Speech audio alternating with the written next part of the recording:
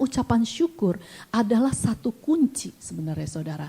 Ya, satu kunci untuk membuka banyak mujizat.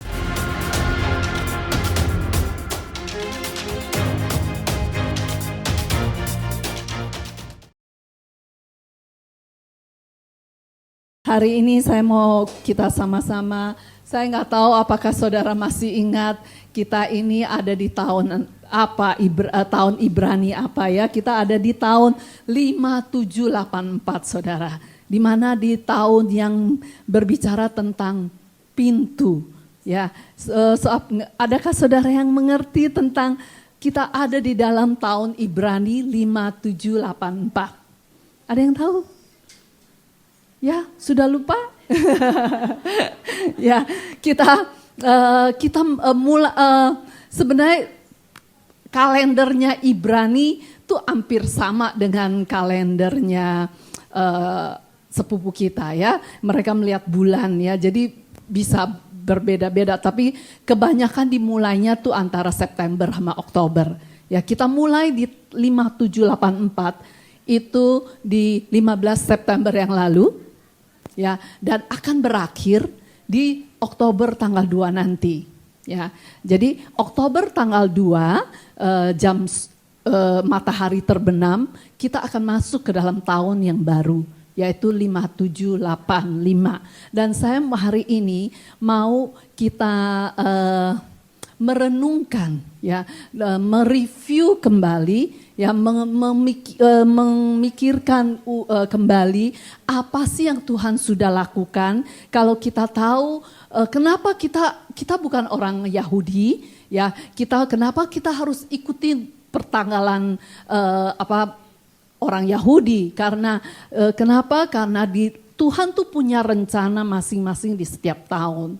Ya, kalau kita tahu, tolong dibuka, ya, bahwa 5784 itu kita sebut Pedalet, kita 5000. Jadi dari penciptaan sampai sekarang tuh udah 5784 tahun ya, dihitungnya mulainya. Terus kita ambil 84, kalau bagi yang baru yang belum tahu, itu 84 itu berbicara tentang yang di dalam katanya Pedalet. Ya, P itu berbicara tentang mulut, ya. Dalet berbicara dengan pintu, tentang kesempatan, tentang pemisah, ya. Kita menginikan tahun yang lalu September, Oktober kita berbicara tentang pintu. Tahun ini adalah tahun-tahun pintu yang akan kita akhiri 10 hari lagi. Ya, dan hari ini saya mau membawa kita sebelum kita memasuki tahun yang baru di tanggal 2 Oktober nanti, saya mau kita mengakhirinya dengan mengucap syukur. Ya, saya nggak tahu apakah saudara ada mengalami pintu-pintu yang dulunya tertutup Tuhan bukakan di tahun ini. Adakah yang mengalaminya itu? Oh, 1, 2. Oh, oke, banyak ya. Dan yang saya tahu adalah gereja kita ya. Gereja kita mengalami pintu terbuka dalam penginjilan. Pintu yang baru, saudara. Ya, apakah itu? Tahu, saudara? Yes. Ya, kita nggak pernah kepikir. Ya, kita bisa keluar basking, memberitakan Jesus for everyone, right? Tetapi itu sebenarnya visi itu udah Tuhan berikan kepada saya. Ya, nggak tahu saudara tahu nggak waktu Occupy Central, di mana hari itu saya dijadwalkan mau khotbah saudara. Ya, nah saya dari rumah saya datang sini, saya waktu itu bawa mobil, ya saya nyetir. Saya nggak tahu juga keadaan, saya ya seperti biasanya saya nyetir bahwa saya kesendat di Admiralty dan saya nggak bisa datang ke sini. Sampai saya harus nunggu di itu masih ingatkah saudara permulaan dari demo kumpul rame-rame itu tuh Occupy Central. Ya, di mana orang-orang bercamping di jalan-jalan, semua jalan-jalan utama ditutup di Sentral, di Causeway Bay. Ya, di situ Tuhan, kita waktu itu kita di menara doa, di hari Rabu tuh kita berdoa untuk itu. Tuhan memberikan kepada kita satu bahwa ada transformasi di jalan-jalan seperti lagu transformasi itu. Di mana di jalan-jalan akan ada tarian, ya di rumah-rumah akan ada pujian seperti lagunya itu. Ya saya imani dan terus saya perkatakan dari waktu ke waktu tentang bahwa di Hong Kong akan terjadi, di jalan-jalan akan ada tarian, akan pujian. Ya, jadi waktu kalau saya jalan lihat ada orang ya, ataupun saya lihat YouTube di negara-negara lain, mereka bisa memuji Tuhan di jalan-jalan. Ya itu saya taruh kerinduan itu dan Tuhan jawab saudara. Ya Tuhan jawab di tahun ini terjadi basking ya. Dimana ya saya kepengen tapi kan saya gak bisa. Itu bukan talenta saya gitu. Dan diperlukan sekelompok orang yang mau keluar. Dan bukan hanya di gereja secara di Imam Lewi ya, ini sebenarnya lebih ke proyeknya Imam Lewi, tetapi Tuhan juga buka pintu untuk kul kami ya, kul kami yang hari Kamis, di mana sepertinya ya kul kami itu tambah lama tambah lemes saudara. Dan membuat sesuatu yang Tuhan itu menjadi perjuangan bagi kami ya. Perjuangan bagi kami, tapi itulah cara Tuhan membuka pintu. Kadang-kadang nggak terpikir bagi kita sesuatu yang Tuhan tutup dan baru bisa dibukakan. Ya, kul kami ditutup ya nggak mandet saudara. Kadang-kadang cuma tiga ekor domba. Ya, seringkali di cancel. Aduh, itu sesuatu yang menurunkan semangat, yang semangat pun jadi nggak semangat loh nggak. Kayaknya Kemis, aduh gimana ini pada domba-dombanya gitu ya. Akhirnya juga lemas dan akhirnya kita punya kesempatan, akhirnya kita putuskan, oke, kita harus keluar. Kita nggak bisa nunggu orang datang, kita yang harus keluar. Ya, itulah pintu yang Tuhan bukakan untuk kul kami dan juga untuk gereja ini. Ya, saya nggak tahu dengan saudara, tapi saya sendiri merasakan pintu ya, yang waktu saya mempersiapkan ini Tuhan ingatkan lagi tentang Elia. Seringkali kita menganggap kalau pintu terbuka langsung gitu ya, langsung semuanya wow gitu ya. Tapi Tuhan ingatkan saya tentang Elia. Ya, Elia di mana waktu masa kekeringan, masa kelaparan, dia dikirim ke janda yang miskin. Yang janda yang hanya punya apa saudara? Punya cuma segini nih saudara tepung. Ya, tepungnya cuma segini, minyak sedikit, makan sekali. Udah tunggu hari. Ya, tunggu harinya game over. Ya, sebenarnya Tuhan berikan pengertian kepada saya. Kadang-kadang pintu terbuka bukan berarti langsung semuanya wow gitu. Tetapi waktu Elia dengan janda, Tuhan pelihara, Tuhan buka pintu penyediaannya.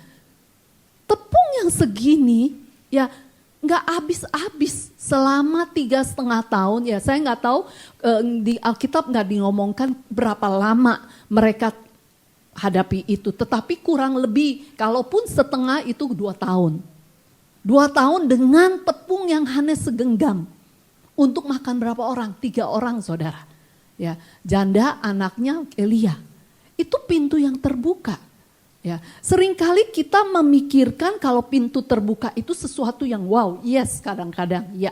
Tetapi kadang-kadang pintu yang terbuka juga bisa berbicara penyediaan Tuhan yang masa kekeringan semua orang gak ada makanan. Janda dan Elia dan anaknya bertiga dipelihara Tuhan. Hanya dengan segenggam. Itulah pintu terbuka. Ya, kita selalu memikirkan hal-hal yang besar. Tetapi kita kadang-kadang lupa. Ya, hari ini saya mau membawa saudara untuk memikirkan pintu-pintu yang mungkin gak signifikan. Ya, bagi saudara gak signifikan. Tapi itu adalah pintu yang dibukakan Tuhan untuk saudara. Nah, kalau kita bisa mengucap syukur atas pintu itu, ya, itu akan terus bertahan. Saya nggak akan bicara tentang tahun depan, nanti ada waktunya. Ya, kita akan berbicara tentang 5785, tapi sedikit aja. Banyak orang tidak melihat yang baik di tahun 5785. Ya, tahun suatu yang gak baik, tetapi saya percaya dengan ucapan syukur kita, itu ucapan syukur adalah salah satu penyembahan, saudara. Gak semua orang bisa bersyukuri seperti Elia dipelihara Tuhan dengan segenggam tepung. Dan biarlah hari ini kita mau belajar, biarpun sekecil apapun pintu yang Tuhan bukakan. Yuk, kita masih punya 10 hari untuk merenungkan, untuk mengucap syukur. Saya punya kebiasaan adalah setiap akhir tahun, baik ini tahun Ibrani, saya udah mengikuti, gereja kita juga udah mengikuti maksudnya perubahan pergantian tahun di tahun Ibrani maupun tahun internasional. Kebanyakan saya membiasakan diri saya sebelum akhir tahun saya akan merenungkan kebaikan Tuhan. Ya, saya akan mengucap syukur, saya akan mempersiapkan diri saya untuk memasuki tahun depan. Ya, biarlah kita semua, biarpun mungkin saudara kali ini baru dengar, ada tahun Ibrani ya namanya 5784, ataupun saudara yang sudah tahu, yuk kita masih 10 hari. Ya, kita punya 10 hari untuk kita merenungkan kebaikan Tuhan.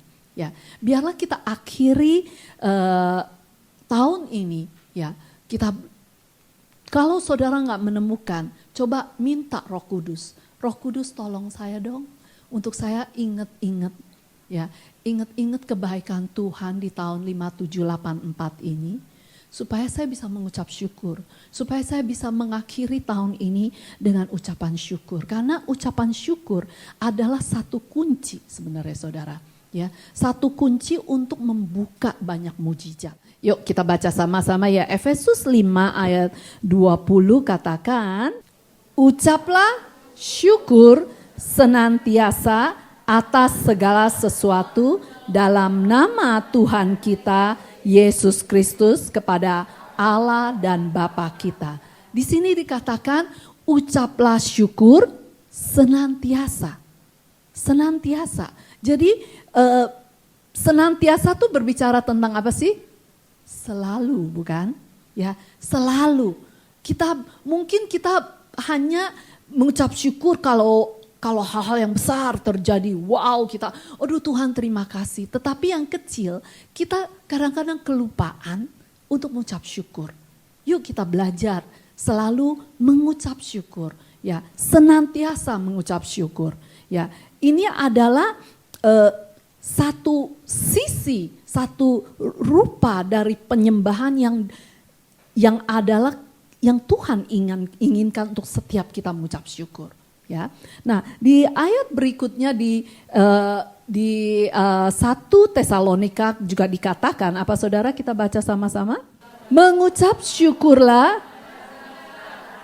dalam segala hal, sebab itulah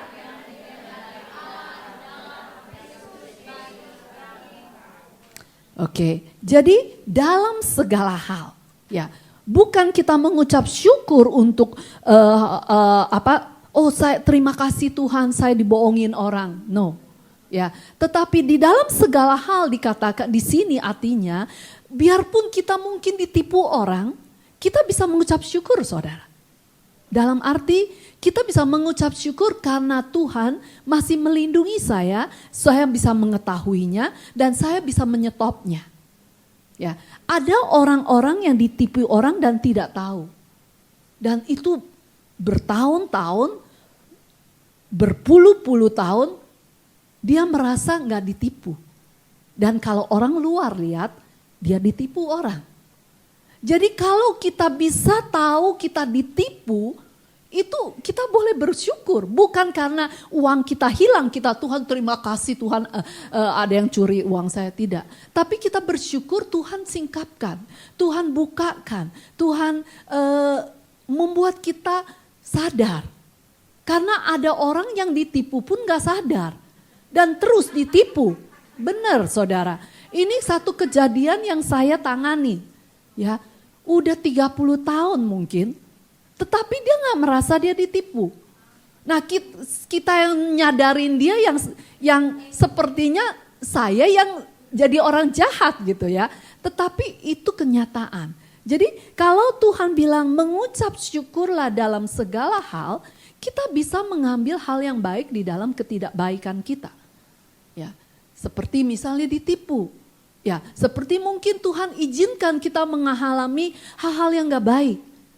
Kita boleh Tuhan singkapkan, apa sih rencana Tuhan dalam saya mengalami ini? Dan kita bisa bersyukur. Dan kalau misalnya saudara nggak tahu kehendak Tuhan, oke, mulailah dengan mengucap syukur. Karena dikatakan, sini katakan, sebab itulah yang dikehendaki apa? Allah di dalam Kristus Yesus bagi kamu. Kalau misal kita yang nggak tahu baru gitu ya, ada yang baru di sini? Ya tadi ya Mbak itu selamat datang. Misalnya kalau kita nggak tahu apa kehendak Tuhan, mulailah dengan ucap syukur. Ya, ucap syukur bangun pagi, Tuhan terima kasih saya masih bisa bernapas. Ya, terima kasih saya masih punya tenaga untuk kerja. Terima kasih apa aja kita bisa. Ya, kita bisa bersyukur. Dan karena orang yang bersyukur itu pasti orang yang happy. Orang yang gak bersyukur itu mukanya akan kayak muka pepaya, saudara. Saya tahu di sini kita ini mukanya bukan muka pepaya. Ya, muka kita semuanya bulat-bulat seperti bulan purnama yang baru kita lewatin. Ya, karena kenapa? Karena di sini kita suka bersyukur. Amin. Ya, karena kita selalu melihat kebaikan Tuhan, bukan kejahatan Tuhan. Tuhan gak pernah jahat sih. Ya, Tuhan selalu baik. Biarpun musuh merancangkan hal-hal yang tidak baik, tapi Tuhan akan membuatnya menjadi baik bagi orang yang bersyukur kepada Dia. Amin, saudara. Marilah kita belajar bersyukur. Ya, kalau kita nggak tahu kehendak Tuhan, mulai. Setiap hari bangun, Tuhan aku bersyukur. Ya, bersyukur apa? Untuk majikanku yang masih baik. Biarpun mungkin sedikit cerewet gitu ya. Tapi bersyukur, ya saya masih bisa kerja. Bersyukur saya masih kuat. Bersyukur sebab saya masih keluarga, masih saya bisa menyekolahkan anak. Saya bisa punya kerjaan yang tetap. Itu bisa disyukuri saudara. Amin saudara. Yuk kita akan belajar hari ini. Ya, ada 3 kelompok orang yang bersyukur. Ya, di manakah saudara? Kita akan belajar sama-sama ya. Satu adalah orang yang bersyukur. Apa? Sesudah terima berkat. Nah ini kelompok ini adalah kelompok dasar TK ya di dalam Tuhan. Ya, kebanyakan semua kita. Ya, semua kita akan bersyukur kalau sudah terima berkat. Wah, kalau bersyukur, kalau nggak bersyukur terima berkat itu mah benar-benar kebangetan saudara. Ya, tapi ada orang-orang tersebut ya, tapi nggak ada di Teen Hau 3. Amin saudara. Ya, di Teen Hau 3 akan bersyukur. Tapi saya percaya Teen Hau 3 tidak hanya sesudah terima berkat baru bersyukur. Kita akan menjadi orang-orang yang bukan hanya sesudah, tapi nanti kita akan lihat kelompok yang ketiga ya. Kelompok ini adalah kebanyakan kita lah ya. Yang biasa, naik gaji langsung Tuhan terima kasih. Ya, disembuhkan Tuhan terima kasih. Tuhan bukakan jodoh terima kasih. Pernahkah kalau Tuhan masih tutup jodohmu kau berterima kasih? Oke, ya ini adalah mudah, sangat mudah. Ya, maksudnya mudah mengucap syukur sesudah terima berkat. Ya, sesudah ditolong, sesudah doa kita dijawab, sesudah disembuhkan, sesudah diberkatin, ya. Seperti orang Israel. Pada saat mereka keluar dari Mesir, mau melewati laut gitu ya, tiba-tiba ada Firaun ngejar mereka, ya. Dan Tuhan bukakan laut dan mereka lewat di sana dan orang Mesir tenggelam di dalamnya. Tuhan kembalikan airnya dan akhirnya mereka mati semua. Mereka bersyukur. Tapi Tuhan gak mau kita hanya sampai situ. Karena terlalu mudah. Ya, Tuhan kita terlalu baik, saudara. Ya, nggak boleh, maksudnya hanya bersyukur sesudah terima berkat. Karena berkat itu akan berdatangan kok, saudara. Ya, sebelum kita terima berkat itu, kita bersyukur, itu lebih powerful, saudara. Oke, dan saya akan membawa saudara ke sana. Amin, saudara. Kedua adalah orang yang bersyukur sebelum kemenangan diraih.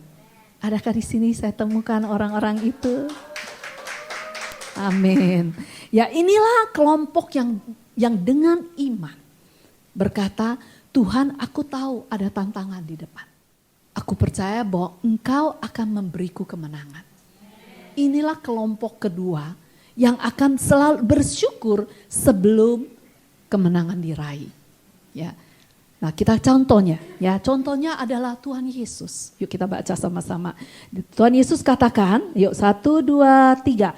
Bapa, terima kasih Kau sudah mendengar aku. Memang Engkau selalu mendengar aku.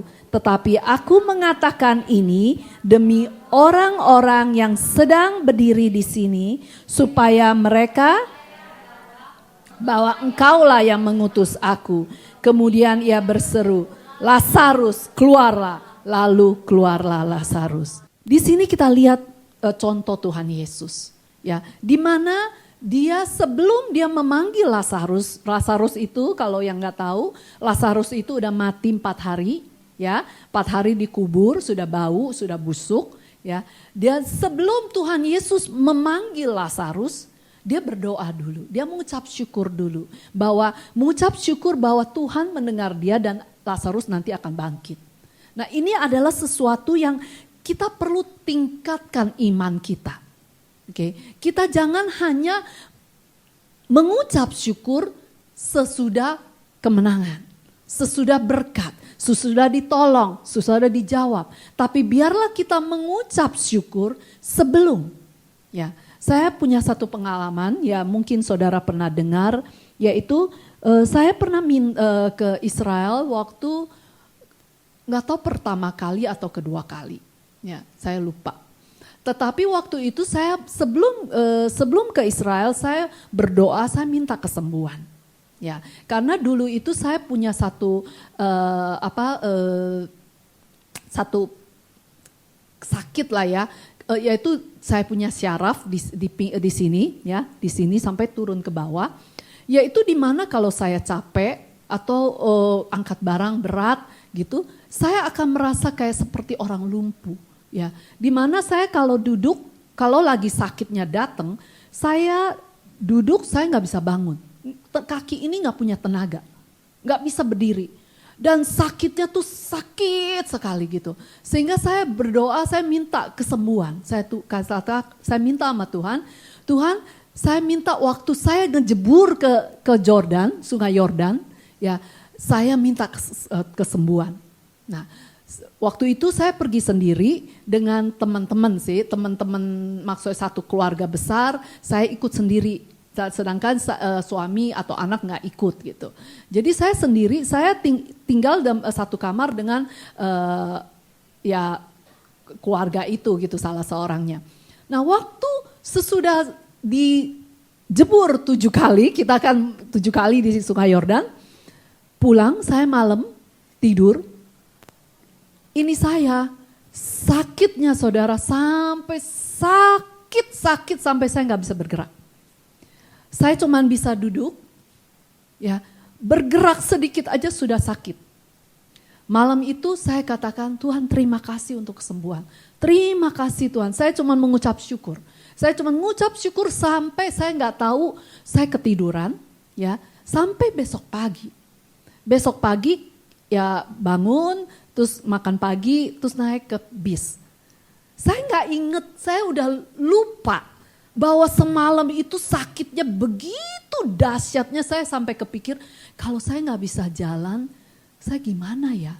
Maksudnya nggak ada keluarga gitu, nggak ada suami, nggak ada anak yang temenin saya. Saya nggak itu, cuma saya punya satu iman bahwa saya ngucap syukur aja. Saya terima kasih Tuhan. Sampai di bis baru saya keinget. Baru keinget bahwa saya tuh semalam sakit dan pagi sembuh sampai hari ini saudara. Sampai hari ini saya nggak pernah ngalamin lagi. Dulu adalah kalau setiap tahun kira-kira waktu perubahan cuaca gitu ya. Terus saya angkat barang berat, capek gitu ya. Saya pasti setiap tahun pasti akan itu. Ya. Tapi saya bersyukur. Inilah kuasa dari pengucapan syukur saudara. Ya, biarpun saudara belum kelihatan.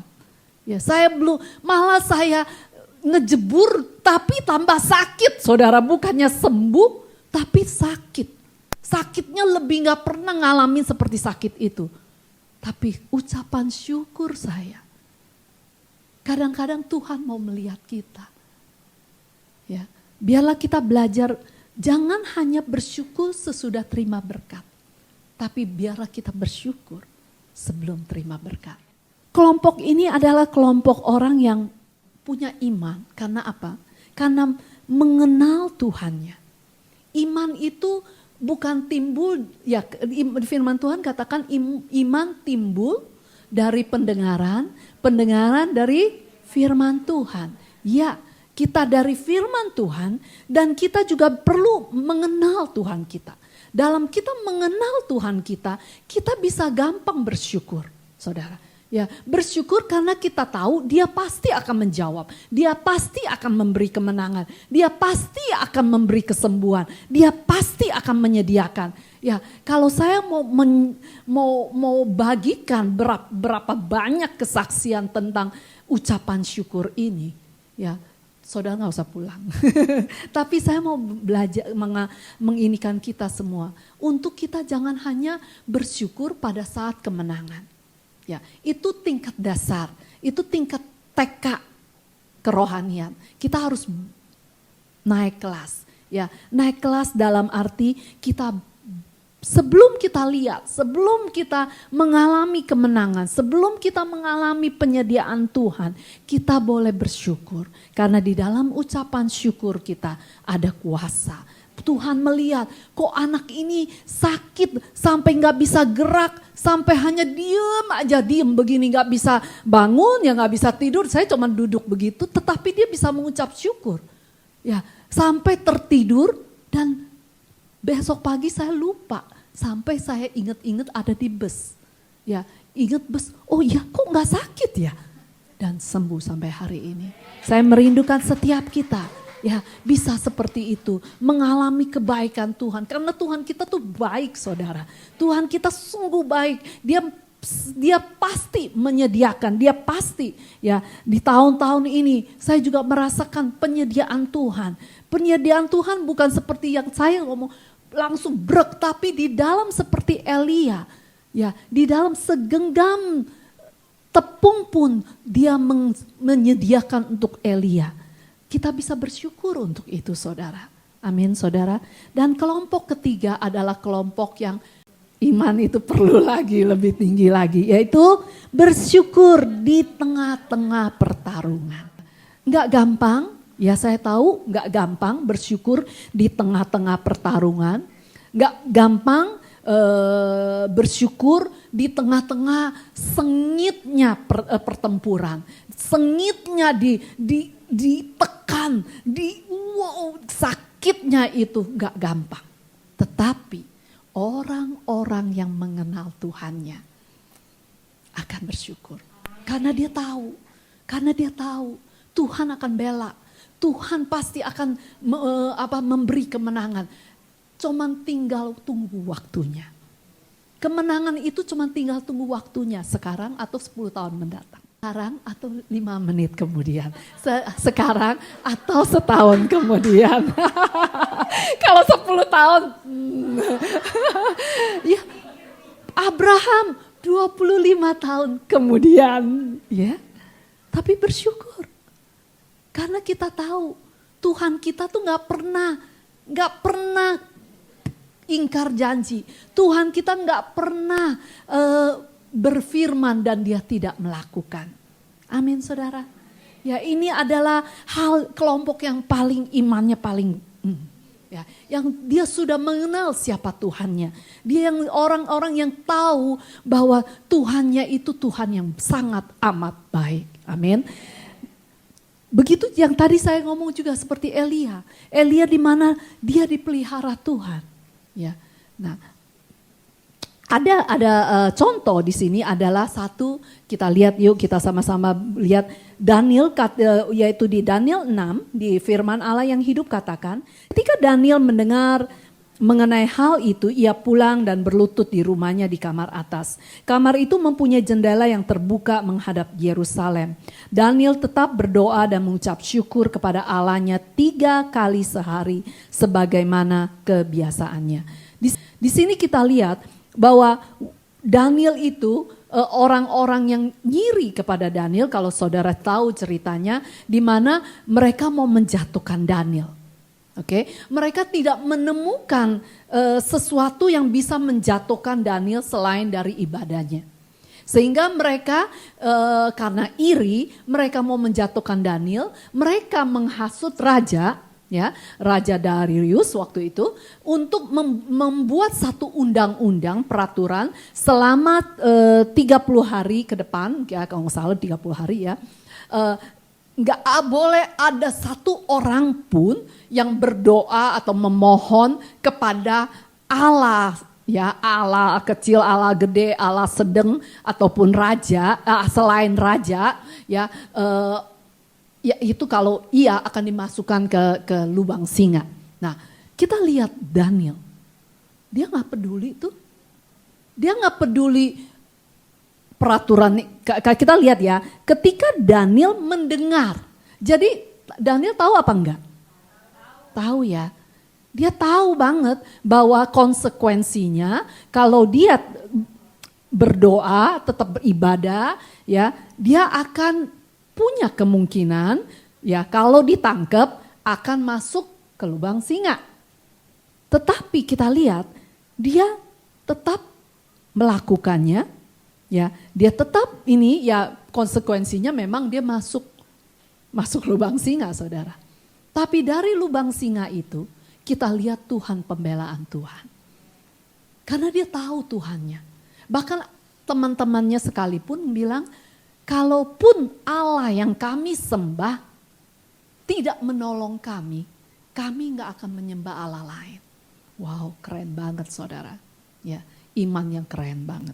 Dan contoh yang kedua yang lebih relevan mungkin ya, karena mungkin bagi saudara terlalu tinggi Daniel ya, adalah Paulus dan Silas. Kita lihat ya di Kisah 16 ayat 25 katakan, kira-kira tengah malam Paulus dan Silas sedang berdoa dan menyanyikan puji-pujian kepada Allah.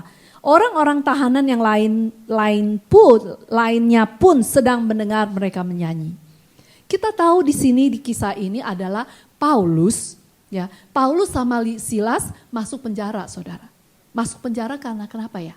Karena nyolong ayam, karena nipu orang. Paulus dan Silas masuk penjara karena Injil. Banyak dari kita, kalau Tuhan, kita lakukan sesuatu untuk Tuhan, dan kita harus mengalami seperti Paulus dan Silas masuk penjara karena Tuhan. Apa yang kita lakukan? Kita akan bete. Kita akan enggak lagi Tuhan-Tuhanan. Ya, kita belum sampai situ loh. Kita udah enggak Tuhan-Tuhanan. Tetapi apa yang Silas dan Paulus ini, dia memuji Tuhan. Mungkin akan datang waktunya di mana saudara memberitakan Injil. Saudara akan mengalami Mungkin gak seperti Silas dan Paulus, tetapi sesuatu yang gak enak. Belajar dari ini. Mengucap syukur. Muji Tuhan. Karena itulah turning point. Karena inilah kunci.